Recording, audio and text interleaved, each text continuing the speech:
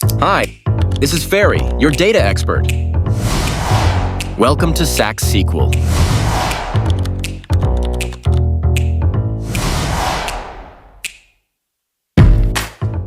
Hey guys, welcome back to SaxSQL. My name is Ferry, and today we're going to start with a short series on data structures in computer science. This is one of the fundamental concepts you need to know if you study computer science or you want to be active within the field of computer science or work as a software engineer and programmer.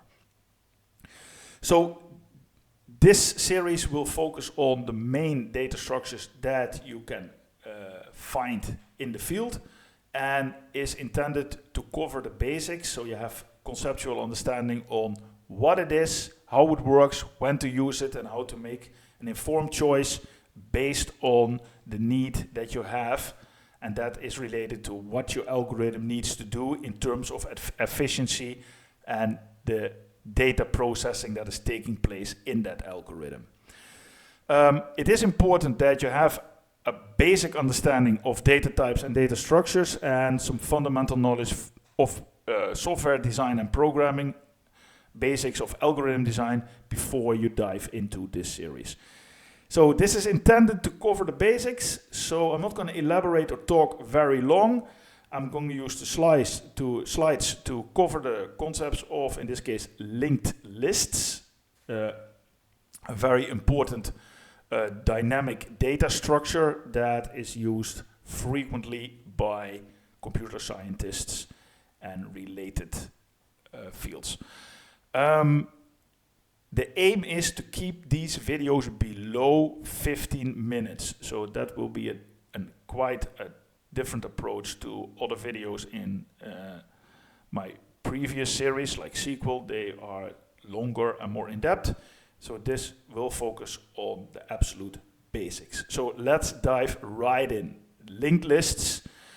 So data structures in general are ways to store data sets that need to be processed by software in such a way that it is optimized to use resources in an efficient manner. Now, when we talk about resources are mostly referred to three categories. One is memory management, CPU cycles, and I/O requests to other components in the computer. We will focus on memory management in this case because that is the way linked lists can optimize your algorithm. Okay, what you need to know is that linked lists are a data structure that is seen as an alternative in some scenarios to the more commonly used arrays. Now, every programmer or everyone that takes a course in programming or computer science is in his early days confronted with arrays. Arrays are the way to store multiple data items in a data structure that can then be accessed during execution time in such a way that it is easy to find data items or sort a data set or modify the items based on its position. Now, there are a variety of different advantages and disadvantages to using an array based on the kind of algorithm you want to design. So let's first look at the limitations of arrays. An array is a static data structure. What that means is that you need to declare its size before you use it. You need to literally tell the computer how much RAM memory you want to pre-allocate for the data you want to store during execution time. For example, you want to store 10 names of your family members in a data set. Then you choose an array as a data structure in order to store these names in order or not in order, that depends on what you want to do with it. And you want to be able to quickly access these names, for example, to sort it or to find a name if it is present in the array. You need to know beforehand how many names you have, so how many people you have, and that already limits the usage. So that means arrays are fixed size. You need to know how many items you're going to store upon declaration beforehand. And that has to do with the fact that an array is stored as one object in RAM, and it uses RAM as an object in terms of a memory location, which then uses consecutive memory addresses based on the pre-allocated size of the array in order to know how much memory for that array needs to be pre-allocated. So if you don't use that full memory pre-allocation in your algorithm, then you're technically literally wasting space. Another limitation is that the items that you store need to be of the same data type. Now, sometimes an array is not an adequate choice. For example, if you don't know how many items you want to store beforehand, even though, of course, you can ask that from the user at first, but then still you need to know an answer before the actual algorithm is executed, which limits its applications. If you say, well, I just create an array with 50 items, I pre-allocated in memory, and then during the execution I only have 10 names or 50 names that I want to process, what you technically say is that the computer is going to reserve memory in RAM that will never be utilized because it's pre-allocated and never used. So that is poor memory management. The goal for you as a software designer is to see if there's an alternative, so the RAM memory can be used in a more efficient way. So for example, how do we avoid a waste of space? Now in that scenario, we need to find out, okay, what kind of data we have and what do we want to do with that data. Searching, sorting, finding, modification, updating, etc., etc. That determines our choice for what kind of data structure we want to use. Now, so in certain scenarios, an array is not the right choice and we need to look further. Further means a different data structure. So what data structures are quite common? One of them is linked lists. We're going to have a look at those in this presentation. A linked list is a dynamic data structure, which means that you can change the size of the data set during execution. And that means that in RAM memory, it will work in a very different way compared to an array.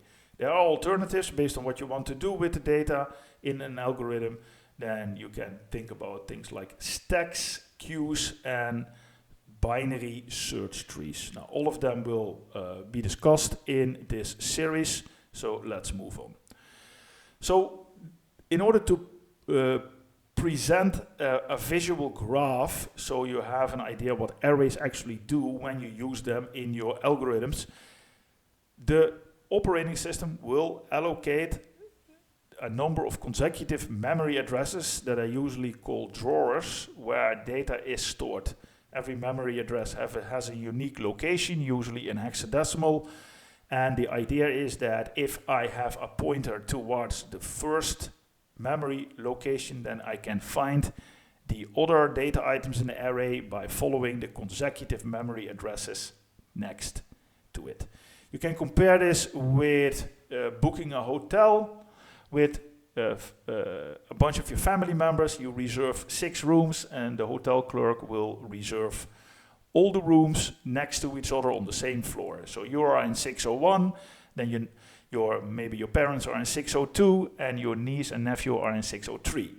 So is it easy to find each other? Of course you go next door and you will find the data or the people you're looking for. So that means whenever you use arrays in your algorithm, during execution, the operating system will reserve the space, just like you make a booking at a hotel, for n consecutive memory addresses based on the number of items you want to store in the array. So as you can see, there are 2 arrays being pre-allocated here by the operating system based on the predefined size beforehand. So consecutive 7 addresses for array 1 and 4 for array 2 based on the number of items. Of course, that can overflow if the data items take up more space than one memory location can store. Adding and deleting items in an array is expensive. So if you have an algorithm which focuses on data modification, which is just an elegant word to say, I want to add and delete items anywhere in my data structure, then an array causes a lot of problems. It can theoretically be done in certain scenarios, but it is expensive. And when we say expensive as a computer scientist, that means we use more resources than needed. Yeah? And resources, again, CPU cycles and RAM memory are the most important ones. Arrays are stored as one object, so that means that in order to find the next object, you go just to the next item in the consecutive memory address, in the adjacent memory location. The problem is that in some scenarios, you just don't want to search or sort. You want to modify. So for example, in this case, you can see that adding or deleting an item in an array is problematic. If you insert y at location 2, you need to move all the other items to the next memory location if you want to stay true to the order of items in this array. So that means x2 all the way up till x6 need to be moved, physically moved, just like you need to move your family to the next room if you want your neighbors to squeeze in next to you. Yeah.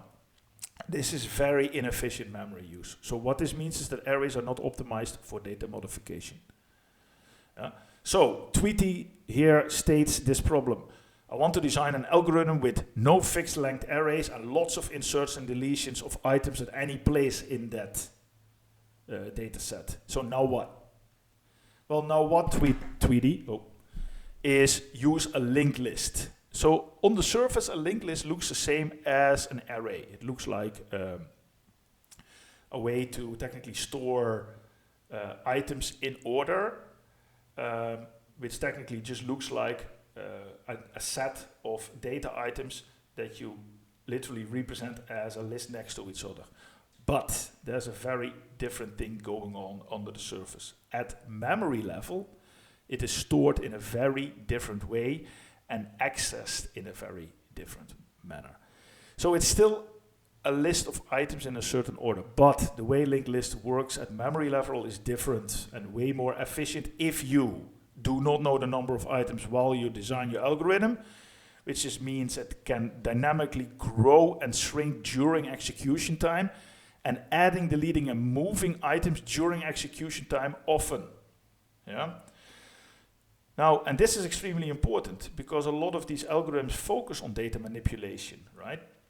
Where it is important to find items quickly, delete them, modify them, or change position.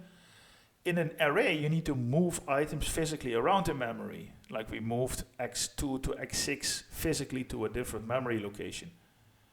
With linked lists, you let everything stay in place. So no physical moving of items. How does this work? Well, it works with what is called the node design. In a linked list, so as you can see in the top picture here, you have, in this case, 3 data items, just like in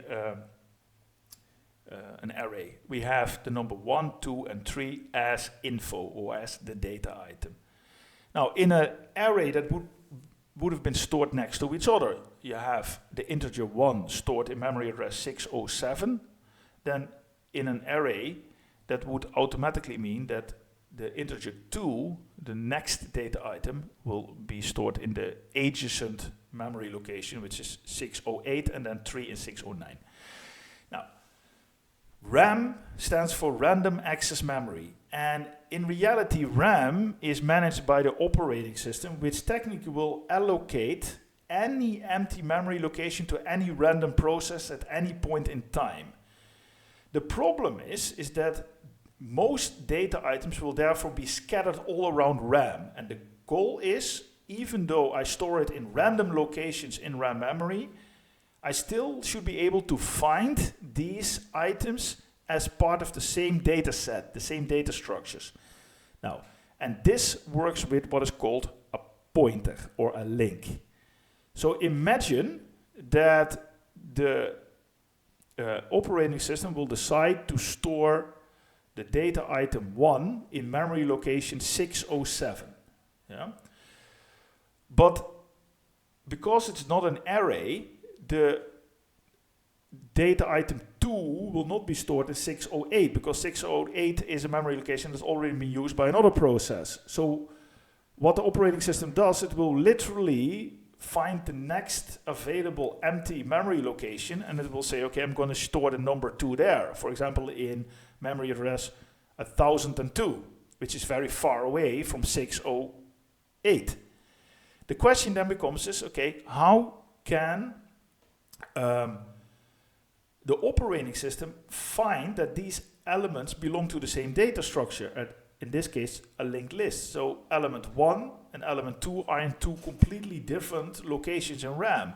Now, what you do here is you use a link, a pointer, which is you store the memory location of the next node in the previous node. So you can see here, if the number 1 is stored in 607, the memory location of the data item of the second node is stored in 609. So 608, 609. So the link is stored as a pointer to the physical location of the next node. And this keeps going.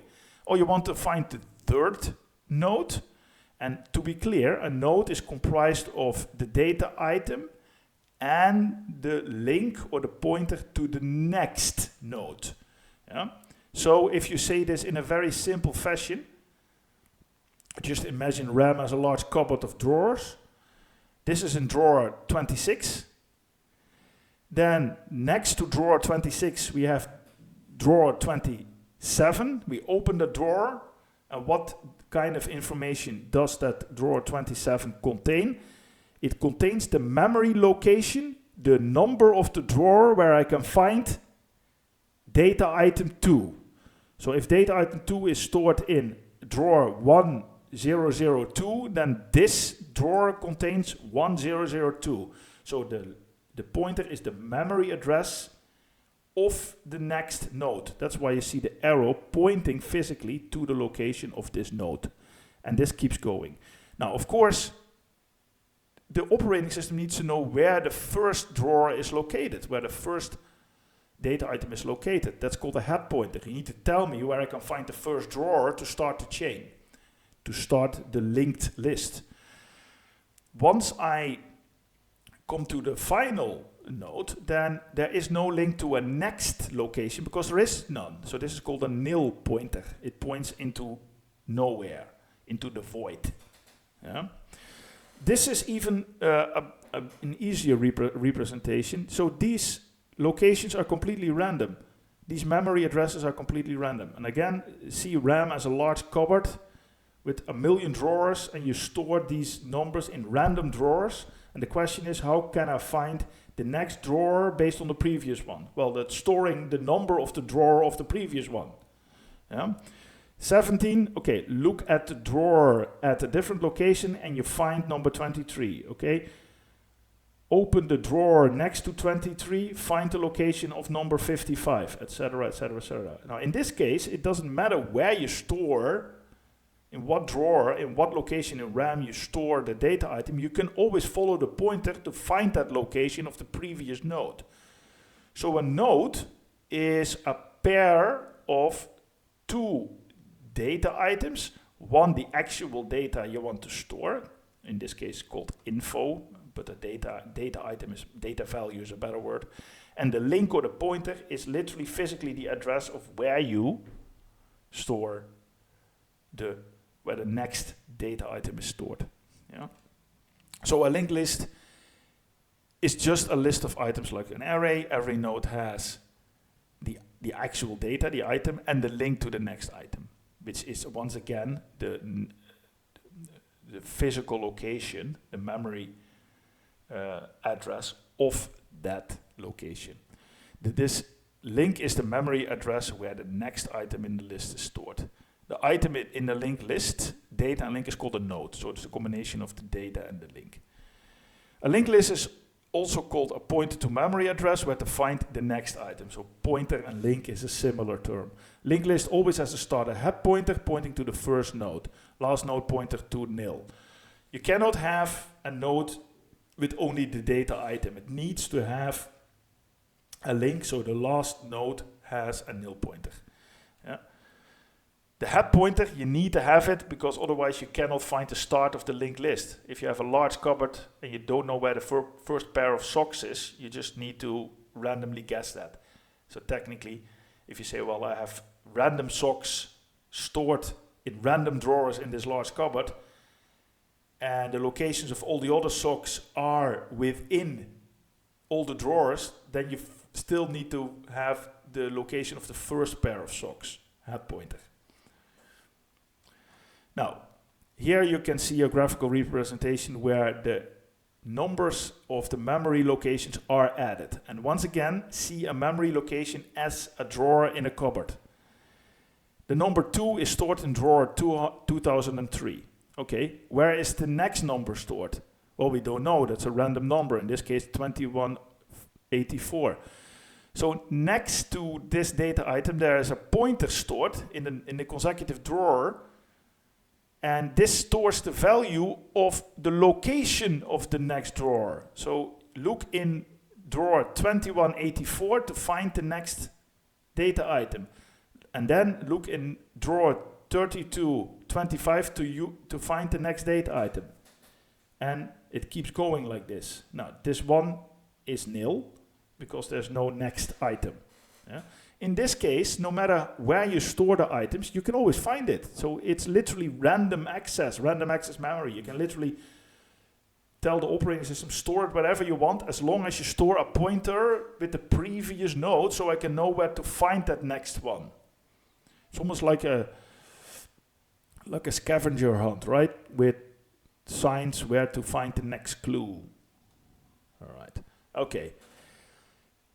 So why is this effective? Well, if you want to delete or update or change the data item, you don't need to physically move the item to a physical other memory location. You just update the pointers. You can, for example, see in this example, when you have a node here with 12 and it points to the next node, that's what this means, node.next, is technically the point, follow the pointer of the previous one. Yeah. So node.next technically means a new node, the neighbor of the previous one in this direction. Node.next is who is your neighbor's neighbor. That's how you can explain it. Yeah. If you delete this node 99, there's no problem. You just delete this memory location, at least the contents of this memory location, and you update the pointer to the successor of the deleted one. So you only need to update this pointer. You don't need to physically move 12 or 37 to a different memory location. Remember that with an array, you need to do that. You need to physically move them to the next. If you want to insert one, you need to clear one out. You need to move the physical data to the other side, to the next consecutive memory location. Now, this also works in the same manner for add or even update. You only update pointers. You don't physically move data around. And that is why this is way more efficient memory management-wise. Yeah. Once again, a comparison between an array and a linked list. In an array, you need, if you want to add y, you need to move all these items physically to the right, which is physically moving data. In this case, in the same situation, if we want to add y here, the only thing we do is we ask the operating system to find an empty drawer in RAM. We store the value y, and we update the pointer from the first element to the new node, and then update this pointer to the then third node, which used to be the second one. So it's only a matter of updating pointers, not physically moving data. That makes it way more efficient. Yeah. So what if you want to add 8 between 17 and 19? Yeah. 17 and 9. That's impossible because there's no space. So you cannot create space in an array. It's consecutive memory addresses. They're all full. You can delete an item, but that is not what you want. You want to add one in the middle. That's just technically sheer impossible here. What if you want to delete number 3? Yeah, you can delete 3, but that creates an empty spot in this memory location. Yeah. In this case, this is a linked list with also pointers pointing in the other direction, called doubly linked list. You can technically say, well, if I want to delete 3, yeah, the only thing I need to do is get rid of this 3, ask the operating system to delete this node, and then update pointers from 17 to 23. I don't need to physically move 23 or 17 or these other nodes. It's updating data instead of physically moving data, which is way cheaper. Yeah. All right, so this was a short lesson on linked lists. Please let me know if you have any questions. Of course, there's a lot to say about this, and in the next video we will tackle stacks. Thank you. See you with the next one. Bye-bye. Thanks for watching. Check my other videos to master your data.